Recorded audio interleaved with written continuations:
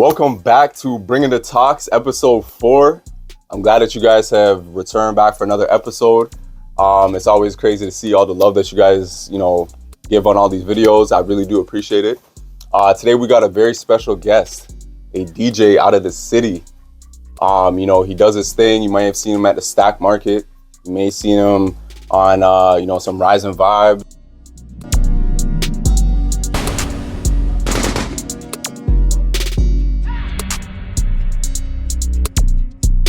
All right, guys, welcome back. It's your host, Jay Breezy, aka Jay Breezy. And like I said in the intro, we got a DJ coming out of the city. He goes by the name of T. Will. Welcome. Well, thank you for having me. Yo, big up yourself. So tell the people who you are and what you do. So my name is T. Will. DJ, event planner, journalist, behind the scenes. A man of many talents. I love music, so I want to work in music. I want to have a career in music, so just aspiring in all things music. Nice.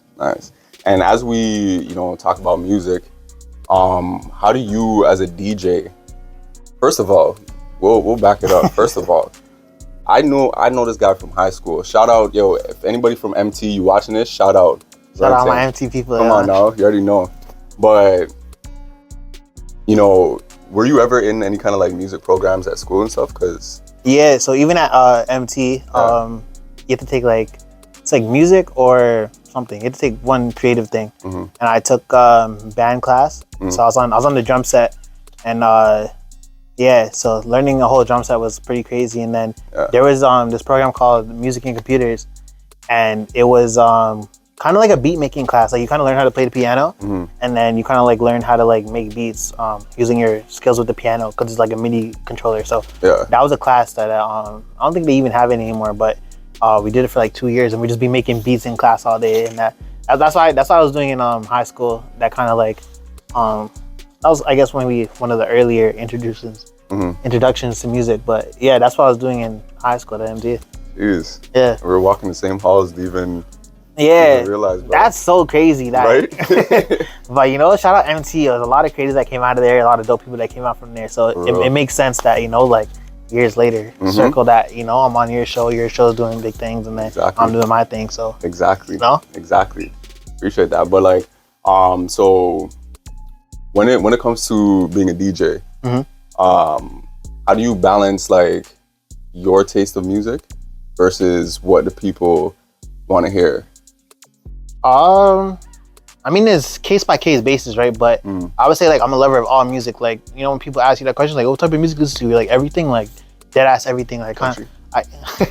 There's a couple, Morgan Wallen, he's kind of going crazy right now. So and he name drops, so that's valid. You know what I'm saying? Yeah. He's number one. I pay attention to charts.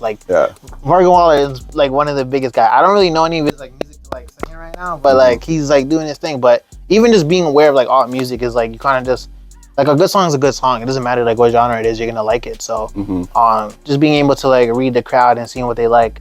I love all music, so it's never really a situation where I'm playing music I don't like, because if they like one type of genre, there's some songs in that genre I'm gonna like and I'm gonna play it. So you get to put your taste in front of people, and I think the job of being a DJ too is also introducing music that maybe they didn't know they wanted to hear. So giving them a balance between what you like and what you don't like. But you can't just play a whole set of your favorite songs on SoundCloud that nobody's ever heard, because then people are gonna be like, what the fuck is this guy doing? Yeah. But play the hits and dabble between genres and you're good. Jeez. Yeah. Okay, so when you're talking about set lists and stuff, how do you even go about creating one?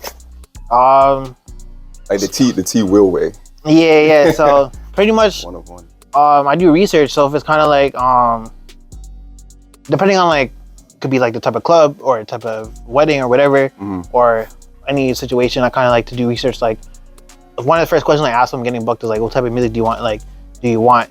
And certain people give me a playlist or whatever, but I'm kind of my brain kind of works YouTube recommended, where if you play one, if I play one song, or you're oh, I like Drake, I kind of know 3 other artists or 3 other songs I could play after that, right? So that's how my brain kind of works. So I'll kind of form set lists of okay, you want things like this, this, and this. Okay, cool, I can do that. And then I'll maybe like sometimes I'm kind of a creep. So like, let's say you book me for my shit. I'll like look into like your SoundCloud likes, and I'll look into like your Spotify playlist or like certain shit like that. Right, and then after what I'll do is I'll play the song and I'll look at them and I'll be like, yeah, I know that song. And I was like, I just stole that shit off of your shit. But you know, like but it adds to the atmosphere. And exactly, stuff, yeah. So like, yeah, doing your research and like knowing your crowd and just being able to read a crowd and having like that, like I said, like that YouTube related brain where it's like, okay, they reacted nicely to this song. Yeah. What is like maybe like the next 5 songs you're gonna play from there, and then where do we go from there? Jeez. Stuff like that. But yeah, that's kind of how I'd set up my shit. But one thing I always like, anytime I'm seeing like DJs perform or they're doing their thing or whatever, you hear that one song coming through, and then they just bring in that next track. Like they bring in another part of a song and put it over it. Yeah. And then bring in the full second song, the transitions. Yeah, like the mixing and the transitions. Yeah. How is that even? If you like, how do you explain that? So like, I guess the way I mix is like, I kind of like range my library off of like BPM. So I'll kind of have like maybe like a playlist, or I'll go depending on the type of gig, but it goes off of BPM. So BPM is just beats per minute, like the speed of the song. Yep. So mostly if the song's speed matches, and then if you want to get deeper into it, like the key that the song's in, it naturally it'll just blend together nicely.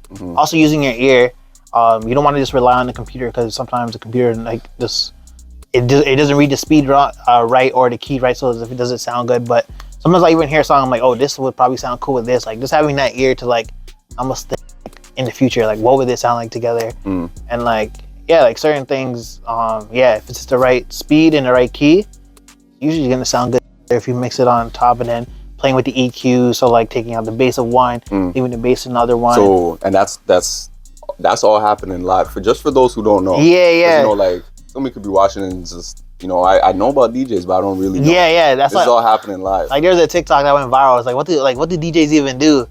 And like, there's a lot that like that goes into like a good set, and like there's a difference between a DJ that's like really good at what they do and like, okay, they just press play and then switch to the next track. There's a difference between that you could tell.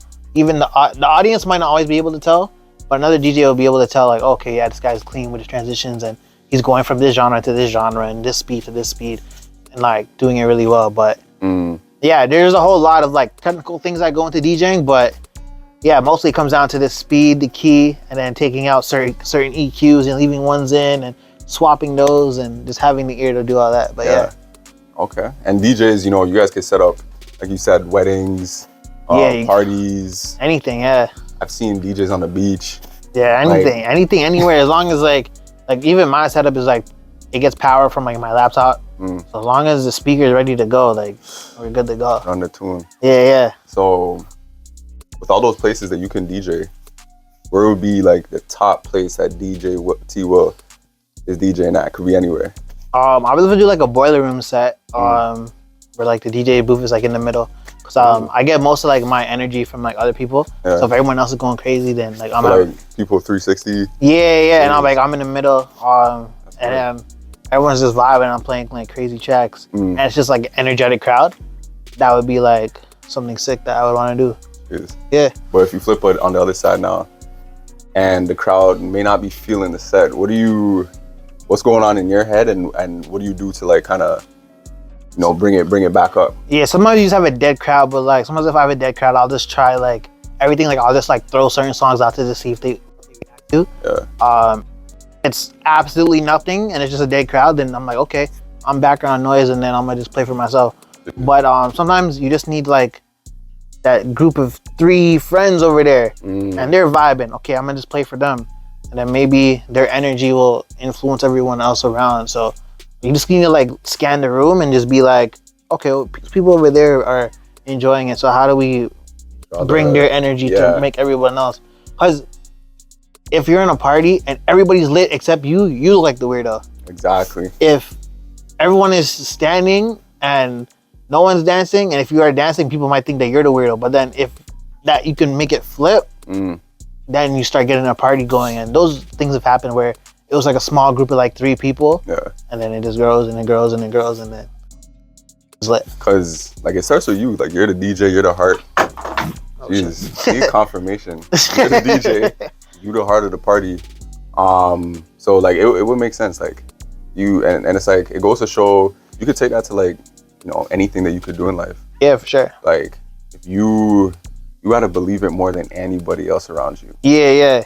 I always say, like, to be in the music industry or creative industry, you gotta kind of almost be like delusional, because like there's so much people that are like in it. But if you don't believe yourself, that like if I'm an artist and I don't believe that I'm a superstar and I'm on the level of like these top guys, how can anyone else believe that? Exactly. So you have to believe that before anyone else. Like I've seen people like walk in the building, I'm like, oh, who's that? Just off of this. Their vibe was just like they move the purpose, and then they seem that they are somebody, whether they are or they're not. Yeah. And then from there, then people start to take notice and things like that. Jeez. Yeah. Okay.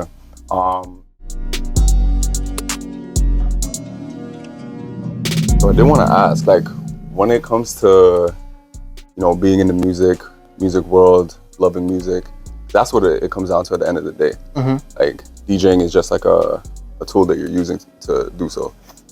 Would you say that you like hearing, like what you would, like a set that you would play, or making it, like actually doing it?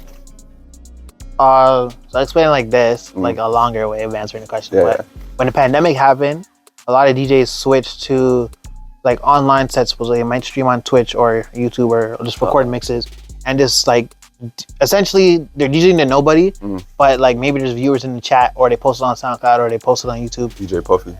Yeah. So there was a bunch of DJs that did that, and I personally couldn't do that because, like I said, I get my energy from like DJing. So I get my more enjoyment of like DJing in front of like a crowd and everyone's having fun. Yeah. Than like maybe like making a mix or like doing it like that. Like I kind of like love that like live interaction. That's crazy. But you know, there are a lot of DJs out there too that are doing their thing. Yeah. Any DJs that you would like, you know, you want to shout out? There's so much. There's so much, but like especially like in Toronto, I feel like I almost like worked with like every DJ. Like it's a pretty like tight knit community. But like I love it like T.O. and Nats is doing with Living Room. Rennie, he's going crazy. Yeah. Young Shrimp Tempura, my bro, K Preem, we started doing this like together. Like there's so much like solid DJs. Like I would say Toronto probably has the best DJs in the world. Come on now. Just because we're so multicultural and we're diverse. If you go to the States in Atlanta and then they DJ, you're hearing straight trap music for the whole night. And as much as I love trap music, I can't do that. I need to hear like dancehall. I need to hear like Afro beats and then the R&B set and all that. Since Toronto has all that ingrained, we have the best DJ. So, like, for me to even start a list, bro, it's like we're gonna be here for a long time because a lot of these DJs are like super versatile. They know all the bangers and they just know how to curate the night properly and just have the right vibes. But yeah, those are just some names. But a lot of people have a lot of good things going on right now in the city. That's well said, bro. Yeah. I would urge everybody out there, if you're doing a party or anything, find a DJ. Even if the man just wants to, you know, just play a set just to get his name out there. Find a DJ, because I feel like it turns parties, like, you know when you have the phone set up and man's are just queuing up the tracks? Not it. It's not the same. Yeah, you have a DJ, like the party just... Not it, yeah. And I don't know if you're gonna ask me this, but even like kind of like the way I started was like a lot of the parties I went to, like maybe in like grade 11, grade 12, was the aux into the thing because no one was a DJ yet. Exactly. And like we didn't think about that. No one had the money or the setup to do it. Yeah. But my thing was, what if we just had a DJ curate the vibe? I would end up being on the aux anyways. I was like one of those designated aux holders where you know that friend that's always on the aux? Yeah. So I was kind of like, most of the time I would end up on the aux. So I'm like, why don't I just like make like get like a DJ set, throw some money together, get a DJ set, and then plug it into the speakers and then like curate the vibe and like DJ the vibe. And that took our parties to like another level because I was DJing them and all those type of things. But yeah, like the phone and the aux thing, it like gets dry. You have to wait for the phone to run out, for the thing to run out, and then all these type of things. One man has Spotify with ads on it and all type of dumb shit. But yeah, like yeah, I always think a DJ is like could take anything to another level if you have a DJ. Like, literally any event, have a DJ there. changes the atmosphere. It definitely does. So the DJ is always the one that's creating the vibe. When does the DJ get to have fun? I love DJing. Like, even, like sometimes when I go to like a party, I'm not DJing. I'm kind of like down. Like what did I do, bro? But like I like, honestly, like DJing to me is like so fun, like super fun. Yeah. And then especially sometimes, you know, you get like a free bottle or people buy you shots and certain things like that. People treat you nice. You know what I'm saying? Like, DJing is fun. So the DJ, if you like to me, DJing is not a job. Sometimes when I get paid to DJ, I'm like, damn, like I would have did this for free. But you know, money I have to make. But you know, but like yeah, like DJing is fun for me. So I don't like, it's not like a job to me. I'm like, oh, I gotta DJ tonight. Like I love DJing. So and that's a sweet spot. Yeah. Like, bro, having all these conversations with great guests just like this, like, and just gaining all this information, being able to have a lot of people see something that you have such a huge passion for. Yeah. That shit, like. Yeah, the creative industry, I would say, like I said, the delusion of like making it is like, you need to have that. But if you're passionate and this shit works out for you, like it's gonna pay off where like you come to work and it's not work, like it's fun, and then you get money. Exactly. Like nothing is gonna beat that feeling when like you do make it, or you get an award, or let's say you get a podcast with like the biggest artists and like certain things like that. Like it's not work, and then you get paid off of that. Like, come on. You know what I'm saying? Like, the best thing. That's truly living right there. Yeah. Jeez. But you know, like you mentioned, there are a lot of DJs that are coming out of Toronto, which has now been stamped the best DJ. Come on. Yeah, 100%. If you didn't hear it, But what sets DJ T Will away from the rest? I think just like in general, just having the skills to be like super observant. So like I'm always scanning the room to see like what people are thinking. I'm always trying to be ahead of like trends and things that are going on. Just like sometimes like when I go to the club and I'm like, how do you not play this song? Like I kind of like to think of like from the party's perspective, because I love going to parties and going to clubs and things like that. Yeah. So I kind of think from the perspective of like, if I'm lit, I'm at this party right now, what do I want to hear? And I spin like that. Like I remember we went to the club with my boys in Montreal, and it was like 20 of us. We had beer bottles and everything. It was super fun. It was a great night. Like it was like a 10 out of 10, one of the best club nights ever. And the DJ was doing this thing, and then my boys were like, oh, that was one of like the best DJ sets I ever heard. And then I kind of broke down to them. I'm like, this is what I would have did if I was DJing. And then they're like, that 10 kind of like dropped to like a 7. Cause I'm like, cause they're like, oh, like it really could have been like built like that. So, what was the question again? So just what separates you from, you know? Yeah. So yeah, just having that ear to just like curate that vibe and like certain things like, okay, like trap music is really like going crazy right now. Like what can we do next? Okay, let's play some like rap songs for the girls and then move that into Afrobeats and then the dance hall. And maybe we throw in like a house music track, and then maybe like, I don't know, like just like a sing-along track and certain things like that. I just like to think, if I was turned, what would I want to hear from the party right now? Yeah. And just like put myself in that perspective. And like I said, I'm a lover of all music. So just knowing all these type of tracks, what do people want to hear, and just like being on top of everything and just observing the room and just seeing like what are people vibing with? What do they like? What do they don't like? And just be willing to try things differently and all that type of thing. But yeah. Jeez. Wow, that's big though. And you know, you always got to do things big. So where are you trying to take it, man? Whenever people ask me this question, I don't like to answer it, because anything I say, I want to to be factual. Yeah. Here, let me rephrase the question. Yeah. What do you intend on doing? See, because then I gotta, if I put it on record, then I gotta do it. But essentially what I want to do is, what we were saying before, if I can make it a career to do what I love from working in music, I would love to do that. So whether that is in the DJ world, in the event world, in the behind the scenes, or journalism, anything like that, if I can get paid to do what I love and work in music, like 9 to 5 or like 24/7, I would love to do that. Jeez. So that's the easiest way I can put it, where like I'm every day I'm working towards that goal, where I wouldn't lie and be like, because sometimes it's like people have all these ambitions and stuff that they say they're gonna do, and if I put it on record, then I feel like I gotta do it. No, yeah, makes sense. So it was and as a creative, you know, like even like people always phrase that question like, oh, where do you see yourself in 5 years? 5 years ago, I didn't expect that like you would be wanting to interview me. Yeah. You know what I'm saying? So Bro, I can't even. 5 months ago. You know what I'm saying? So I can't even. Whenever people ask me questions like that, I can't even answer it because, like, I don't even know where like I was gonna go here. You know, stuff like that. I remember in like high school, I had something where I was like, I want to work with like all these artists in my iTunes. This is back when like before Apple Music, but it was like iTunes was the thing. Yeah. And I'm like, I want to work with like every artist in my iTunes, and then I got to like now I get to work with like artists that are in my like Apple Music. So I like blank statements like that. So it's general. Yeah. Like back then, that like what that meant was different, but now it's in a different space. But I get to like work with like a bunch of artists, which is cool. Yeah. Yeah. Jeez. So what are some like? There are a lot of DJs, man, and there are some good ones. Also, there are some ones that aren't. You know. Yeah. They're working on it. What are some DJ do nots?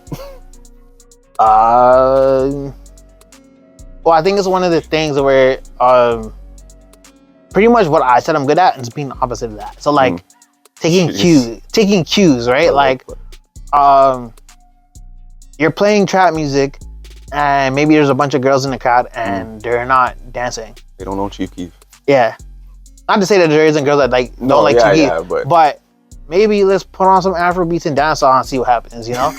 Like certainly just being able to like take cues and read a crowd, I think is like huge. Yeah. And like not just playing like what you know, and kind of like not being one-sided. Like there is DJs that I think like have a brand, and I think like events should hire people like based off of the brands they have. So it's kind of like up to like whoever's booking to like fit that image, and also up to like the people to like know where they're going. So I'm gonna take it off track for a little bit, but people, like I said, Toronto has the best DJs, but I don't think a lot of people, when it comes to Toronto nightlife, know where to go. If I like EDM music, I'm gonna go to King Street and those clubs. Yeah. If I want to hear a wide range of music, I'm gonna go to Apartment 200s and Cold Teas and things like that. If I want to hear throwbacks, I'm going to a different club. These type of places, you got to know where to go. Because if I want to hear EDM and then I go to a predominantly hip hop club, give me cheese. You know what I'm saying? It's also up to it's up to like the crowd and the DJ to like kind of be like on the same page. But like a good DJ is gonna be able to like move a crowd in any situation. But if we're talking about nightlife, like if you get hired at a hip hop club playing hip hop, and some people are like, I don't want to hear hip hop. I don't know if that's the DJ's fault, but then maybe figure out a way to make that. So like, yeah. You know, but just being able to read a crowd, I think is big, and then like doing transitions that make sense. Like don't play like, I don't know, Young Nudie and then start playing like Crew Love or you know, like this is like random things like that. You know, like play music to play music. Yeah, like it doesn't even match. You're just playing like what you wanted to hear next. It sounds like your playlist is on shuffle. Certain things like that, but yeah, I think if everyone like reads the crowd and like everyone kind of like is like on the same page, I think there's no reason that even like a trash DJ technically, like maybe like on his skill wise is not good, but maybe you have like decent song selection. I think you should be able to make it through the net. Jeez. Yeah. Okay, so one question I want to ask you, like, do you scratch like actual records? No. If I was in the remix program for DJing, I would have like learned more of that. Like Shannon Hill's really good at that, and like Rennie and Milda have been like so watching them, they've like been doing it, and Shannon's kind of like taught me a little bit. I don't think the way I DJ like scratching would really make sense for me, but I think it's dope. Like if you can do it, then it's dope. Sometimes I think DJs like overdo it, or like in certain situations like it doesn't make sense. Oh, okay. So but yeah, scratching is dope. Even seeing at Rising Vibes, like DJ T Jr. Like she's like won like Red Bull and like all these competitions for DJing and stuff like that. And it's like kind of like the classic style of DJing, like on like vinyls and stuff like that. That to me is sicker. It's like a routine. Yeah. Those are sick, but I think for me, I don't think that it works for like the style I play. But yeah, I appreciate scratching, but I haven't really dove into it too much. Interesting. Yeah. I thought that's like that would be something that like, you know, all DJs like, yo, like that's like a like a thing that they would want to do, but that's interesting to see that. Yeah. Like certain people have like different styles and stuff like that. Like a Jamaican DJ is not like scratching; they're yelling over the mic. Yeah. You know, so like certain things are like a little bit different, you know. But You know what I'm saying? Yeah. But like that works for like that vibe. But like bringing that to like, I don't know, like R&B, like DJ, like it's like, why are you yelling right now? So you know, like different. So like different styles is like different styles. So I can't tell like every DJ needs to like do this, you know. But yeah. Okay, so last question I'd like to end off with. Okay. What would you you know, some advice that you would give to any DJs that are coming up or anybody that's coming up in like the creative space? I would say I'll explain it like this. Even like to your story about how you were gonna start your podcast and then you needed like that push from like a friend to like get into it. Yeah. I say Nike always has the best slogan, just do it. Yeah.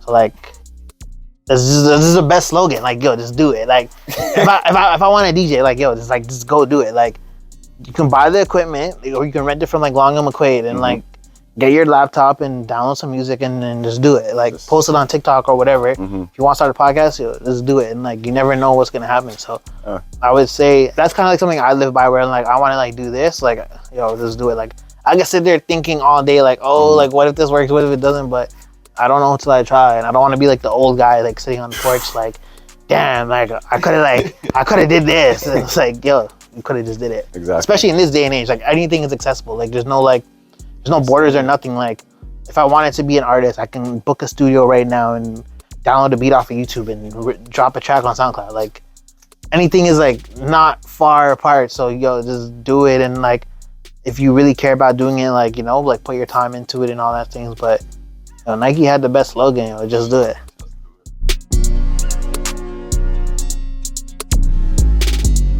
That wraps up episode 4, Bringing the Talks.